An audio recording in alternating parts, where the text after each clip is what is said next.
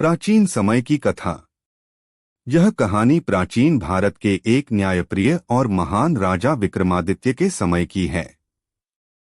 विक्रमादित्य अपने अद्भुत शौर्य, साहस और न्यायप्रियता के लिए प्रसिद्ध थे। उनके दरबार में सभी तरह के विद्वान, कलाकार और योद्धा रहते थे और प्रजा उन पर अपना अटूट विश्वास रखती थी। एक दिन राजा विक्रमादित्य के पास एक तपस्वी आया जो कई वर्षों से कठोर तपस्या कर रहा था। उसने राजा से एक विशेष प्रकार की इच्छा जताई। उसने कहा कि वह अपने गुरु की आज्ञा से एक विशेष अनुष्ठान करना चाहता है जिसमें राजा विक्रमादित्य का सहयोग आवश्यक है। राजा ने तपस्वी से पूछा कि उसे किस प्रकार का सहयोग चाहिए। तपस्वी ने बताया कि उसे एक अद्वितीय तांत्रिक मंत्र की सिद्धि के लिए बेताल नामक एक शैतानी आत्मा को पकड़ने की आवश्यकता है और इसके लिए उसे विक्रमादित्य की सहायता चाहिए। राजा विक्रमादित्य ने तपस्वी की बात मानी और उसकी सहायता करने का वचन दिया। तपस्वी ने राजा को बताया कि बेताल एक प्राचीन शमशान भूमि के पेड़ पर लटका हुआ है और वह बहुत ही चालाक और शैतान आत्मा है। राजा को उसे पकड़कर लाने का काम सौंपा गया। बेताल को पकड़ने की चुनौती। राजा विक्रमादित्य अपने साहस और दृढ़ता के लिए प्रसिद्ध थे, इसलिए वह बिना किसी हिचकिचाहट के इस कठिन कार्य के लिए तैयार हो गए। उन्होंने अपनी तलवार उठाई और रात्रि के समय शमशान भूमि की ओर प्रस्थान किया। वहां पहुंचकर उन्होंने देखा कि पेड़ पर एक शव लटका हुआ है और यही बेताल था। जैसे ही राजा ने बेताल को पकड़ा और अपने कंधे पर लादकर शमशान भूमि से बाहर निकलने लगे, बेताल ने चालाकी से बात करना शुरू किया। उसने राजा से कहा, हे राजा, मैं जानता हूं कि तुम एक वीर और बुद्धिमान राजा हो, लेकिन रास्ता लंबा है और समय काटने के लिए मैं तुम्हें एक कहानी सुनाना चाहता हूं। परंतु मेरी एक शर्त है, यदि तुम इस कहानी का उत्तर जानकर भी नहीं दोगे तो मैं तुम्हारे साथ रहूंगा। लेकिन अगर तुमने इसका सही उत्तर दे दिया तो मैं फिर से पेड़ पर लौट जाऊंगा। राजा विक्रमादित्य इस शर्त को मान गए क्योंकि वह जानते थे कि उनके पास साहस और बुद्धिमत्ता दोनों हैं।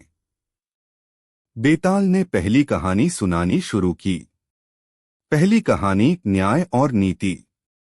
एक समय की बात है, उज्जैन नामक राज्य में धर्मशिला नामक एक राजा शासन करता था।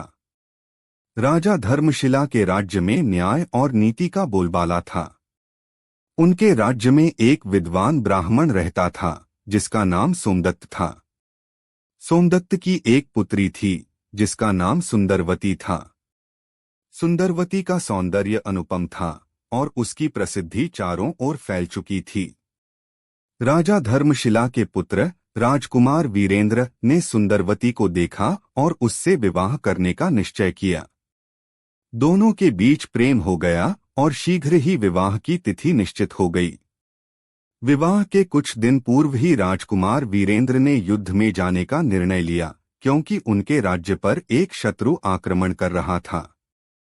वीरेंद्र ने सुंदरवती से वादा किया कि वह युद्ध जीतकर शीघ्र ही लौटेगा और उससे विवाह करेगा। युद्ध में वीरेंद्र वीरता से लड़ा और विजयी होकर लौट आया। लेकिन रास्ते में ही उसे एक दुर्घटना में अपनी जान गंवानी पड़ी। जब यह समाचार सुंदरवती तक पहुंचा तो वह अत्यंत दुखी हुई और उसने स्वयं को विधवा मान लिया, हालांकि उनका विवाह अभी तक नहीं हुआ था।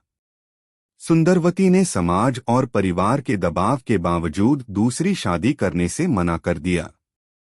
वह वीरेंद्र की पत्नी की तरह जीवन बिताने लगी।